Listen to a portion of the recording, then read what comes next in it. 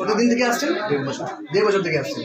আপনার নিজের জন্য? আমার নিজের জন্য এসেছি, বাড়ির জন্য এসেছি, আবার অন্য লোককেও আমি আজকে দীঘা থেকে কিছু লোককে এনেছি, আমার সঙ্গে কন্ট্যাক্ট হয়েছে, মানে ফোনে হয়েছে, তাদেরকে এনেছি, ব্যারাকপুর থেকে এনেছি। সিদ্ধামে আসলে কাজ হয়? অবশ্যই।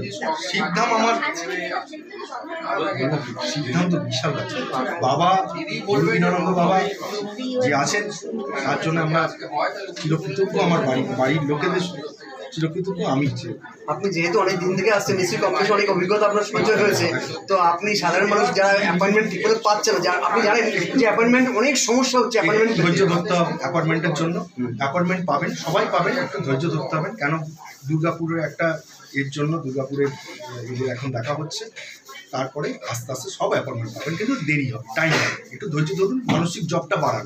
এটা আমরা চাইবো, আমরা মানসিক জবটা বাড়ান। মানসিক জব যতই করবেন বাবার কাছে তত তাড়াতাড়ি অ্যাপয়েন্টমেন্ট, এটা আমার দৃঢ় বিশ্বাস, এটা আমি করে পেয়েছি।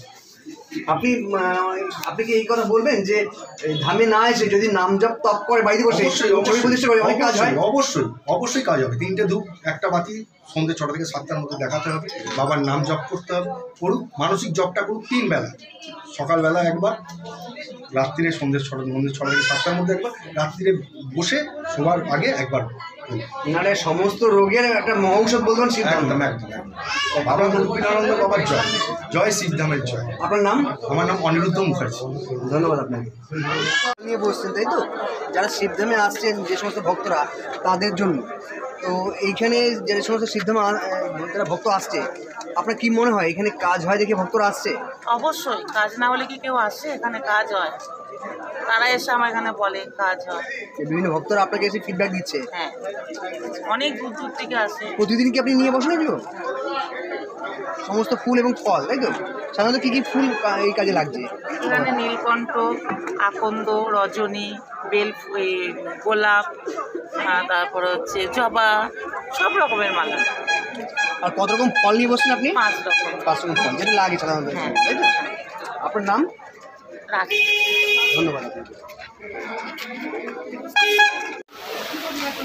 খাবার বিক্রি করে দোকান হচ্ছে না। আপনি এখানে কিসের দোকান দিয়েছেন আপনি? আমি এখানে খাবারের দোকান, কচুরি আছে, তারপরে চা বিস্কুট আছে, কফি আছে। এইখানে যে দোকান দিয়েছেন, আপনার কি মনে হচ্ছে এখানে ব্যবসা চলবে? কেন চলবে? লোকজন আসছে এখানে, বিভিন্ন লোক বিভিন্ন দূর দূরান্ত থেকে আসছে এখানে। ভারতবর্ষের বাইরে থেকেও লোকজন আসছে এখানে। আচ্ছা, তো এই সিদ্ধামে আসছে যারা, তারা সবাই কাজ পায় বলে আপনি সেটা মনে করেন? অবশ্যই কাজ পায় বলেই তো আসছে, নাহলে আসবে কেন? মানে সিদ্ধামের উদ্দেশ্যে যারা আসছেন তারা কাজ নিয়েই যাবেন, তাই তো? আমার চোখে দেখা তো গিফট নিয়ে আসছে আন্দামান থেকে। আচ্ছা আচ্ছা, গিফট নিয়ে এসে আমার সামনেই দিয়ে গেছে।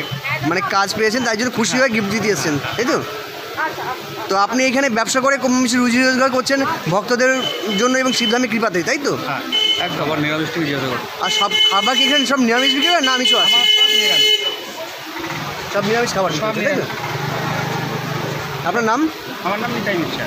আচ্ছা, ধন্যবাদ আপনাকে। এখানে অনেক যারা ভক্ত এসছেন, প্রতিনিয়ত তাদের আকুতি, অ্যাপয়েন্টমেন্ট পাই না, এবং বাবার দর্শন করতে তাদের সমস্যার সমাধান করার একটা আকুতি সবসময়ের জন্য রয়েছে। এটা কি সমাধান কি কবে হবে বা কিভাবে হবে এটা? দেখুন, এটা তো বাবার কৃপা, বাবার কৃপা ছাড়া তো কোনো কিছুই সম্ভব নয়, একটা গাছের পাতাও নড়ে না। আমরা চেষ্টা করছি যাতে সবাইকেই দেখে দেওয়া হয়। আপনারা জানেন যে দুর্গাপুর সেবা দিতে যাওয়া হয়েছিল শিবধামের তরফ থেকে, এবং সেখানে গিয়ে যারা যারা ফিরে এসছে বর্তমানে কিন্তু তাদেরকে শিবধাম প্রতিশ্রুতি দিয়ে এসেছিল ওখানে গিয়ে যে সকলকে দেখা হবে। তো এখন সেই অ্যাপয়েন্টমেন্টটা চলছে, তো বাকি অ্যাপয়েন্টমেন্ট এখন হোল্ড করা হয়েছে। এছাড়া অ্যাপয়েন্টমেন্ট সেকশন তো ভাগ করা রয়েছে, সবাই চেষ্টা করছে। এখন বাবার কৃপা যার হবে সে পুরোপুরিভাবে আসতে পারবে। সকলকে তো একসাথে আমরা সেবা দিতে পারবো না, আমরা ধীরে ধীরে একজন একজন করে সুস্থ করব। তাহলে কি হবে, ভালো কাজ হবে। সবাই ধীরে ধীরে একজন একজন করে সবাইকেই আমরা সুস্থ করে তোলার একটা প্রয়াস করতে পারবো। এইখানে যে ধর্মীয় ব্যাপারটা আছে, হ্যাঁ, এখানে তার সঙ্গে আপনি বিজ্ঞানকেও যুক্ত করেছেন, যেটা বলেছেন আপনি আপনার ভাষায় স্পিরিচুয়াল সায়েন্স, হ্যাঁ, তাই তো? তো এই দুটোর মধ্যে কম্বিনেশনটা কি আছে? সবার আগেই তো আমি এখানে বলবো, এটা হচ্ছে জাতি ধর্ম বর্ণ নির্বিশেষে এটা কোনো রিলিজিয়াস কোনো অর্গানাইজেশন নয়, এটা হচ্ছে স্পিরিচুয়াল অর্গানাইজেশন, মানে হচ্ছে আধ্যাত্মিক চেতনার মাধ্যমে আমাদের যে বিজ্ঞান আছে তাকে বোঝার মাধ্যমে এখানে জাতি ধর্ম বর্ণ নির্বিশেষে কিন্তু সকলেই আসতে পারে, কোনো ভেদ বুদ্ধি এখানে কাজ করে না। ঠিক আছে, যে কোনো ধর্মের যে কোনো বর্ণের মানুষেরা এখানে আসে, এখান থেকে সেবা নিয়ে যায়, কারণ মহাদেব হচ্ছে সকলের, তিনি স্বয়ম্ভু, তিনি প্রত্যেকের উপরে বসে আছেন, তিনি প্রত্যেকের উপর কৃপা করছেন।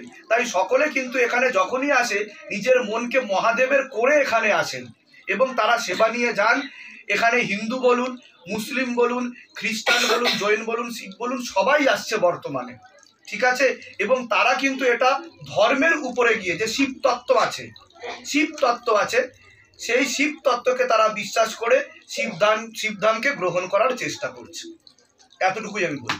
এইখানে যে আপনার যে এই হিলিং তো অনেকেই করেন, হ্যাঁ, কিন্তু তার মধ্যে আপনার জায়গা একটু ব্যতিক্রমী। এখানে মানুষের সেবা তো সবাই করছেন, কিন্তু তার কারণ এখানে বিজ্ঞানসম্মত ভাবে সবকিছু করা হয়, এখানে স্পিরিচুয়াল হিলিং করা হয়, মানে আপনাকে আধ্যাত্মিকভাবে আরোগ্য লাভ করানোর একটা চেষ্টা করা হয়।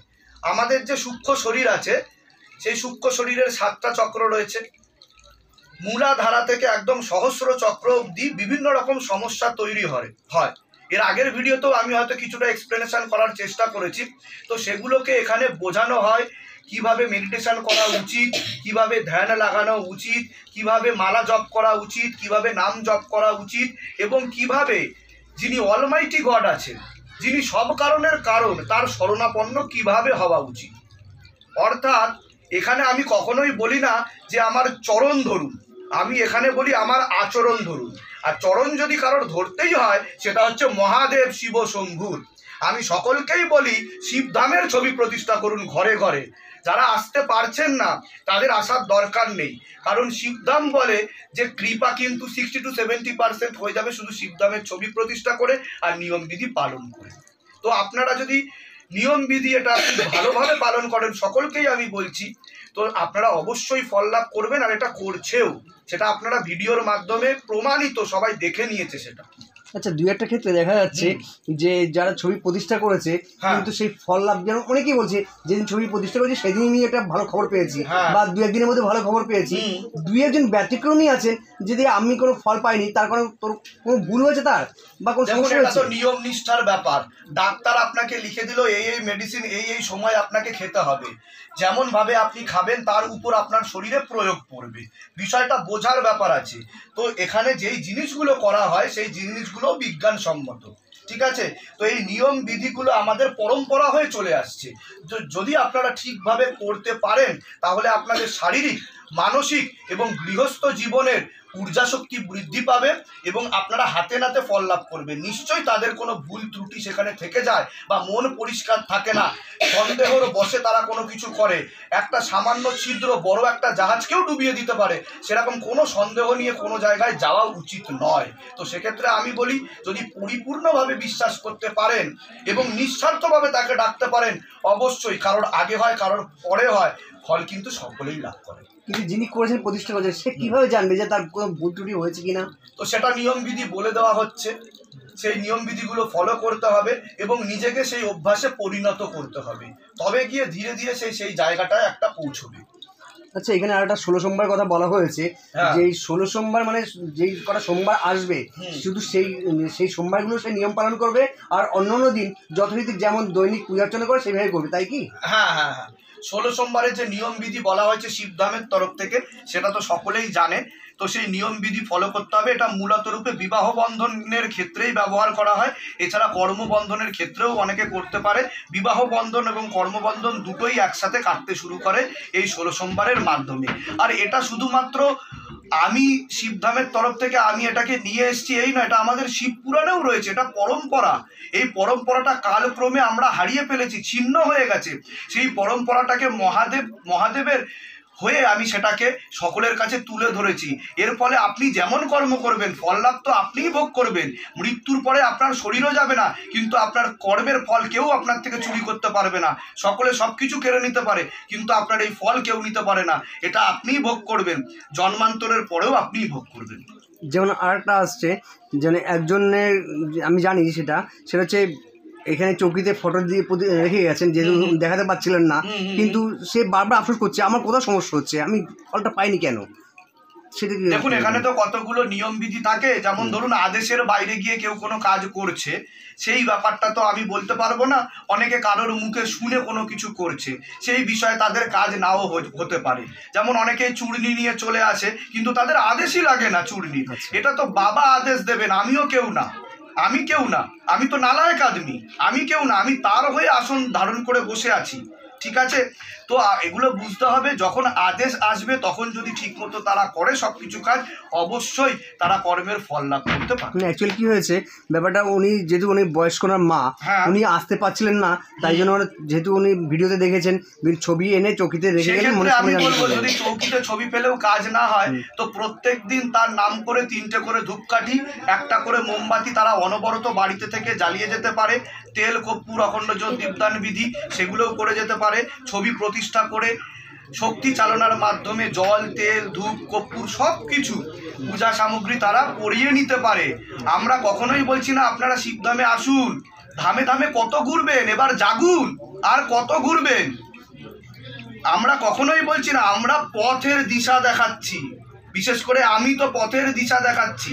তান্ত্রিকদের চক্করে পড়বেন না, টাকা পয়সা নষ্ট করবেন না, আপনারা তার চরণ ধরুন, মহাদেব শিবশম্ভুর চরণ ধরুন এবং চেষ্টা করতে থাকুন, নিয়মবিধি পালন করতে থাকুন, অবশ্যই ফল লাভ করবেন। এটাই বলার উদ্দেশ্য। এখানে আরেকটা জিনিস প্রশ্ন করবো আপনাকে, আপনি একটু আগে বললেন তান্ত্রিকদের কাছে যাবেন না, তো তান্ত্রিকরা তো তন্ত্র মতে, অর্থাৎ সেহেতু মায়ের বা শিবের উপাসনা করে বা পূজা অর্চনা করে মানুষের ভালো কাজ করার চেষ্টা করেন। অবশ্যই দেখুন, আমি একটাই কথা বলবো যে যারা সত্যিকারের মন থেকে উপাসনা করে, ধ্যান জপ করে, তাদের কোনো জায়গাতে যাওয়ার প্রয়োজনীয় নেই, প্রয়োজনীয়তা নেই। ভক্তের বিশ্বাস একদম, এমনকি শিবধামে আসারও প্রয়োজনীয়তা নেই তাদের।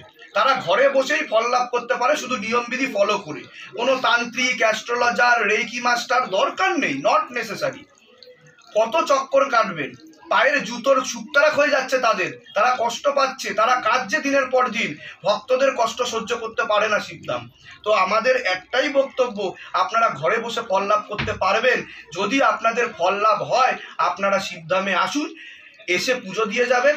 এছাড়া আপনারা অ্যাপয়েন্টমেন্ট নিয়ে আসুন, আমরা অবশ্যই বসে আছি।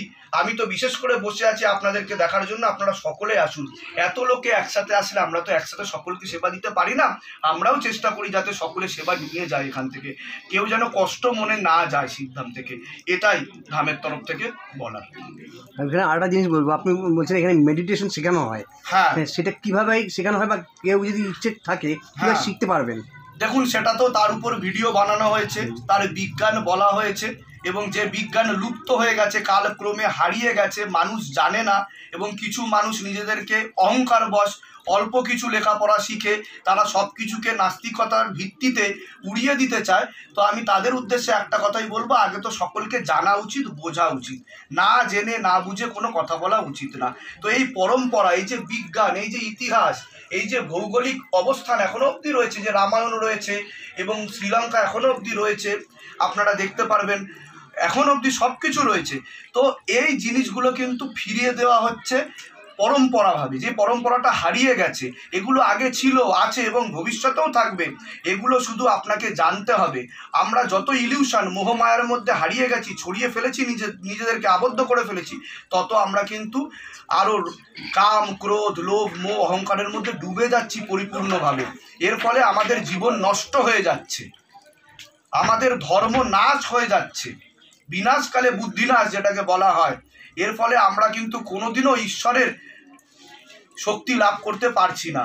তো আমরা কি করছি, সেই বিজ্ঞানটাকে সকলের সামনে তুলে ধরছি। আসল সত্য, সত্যের দর্শন করাই হচ্ছে শিবধামের একমাত্র উদ্দেশ্য।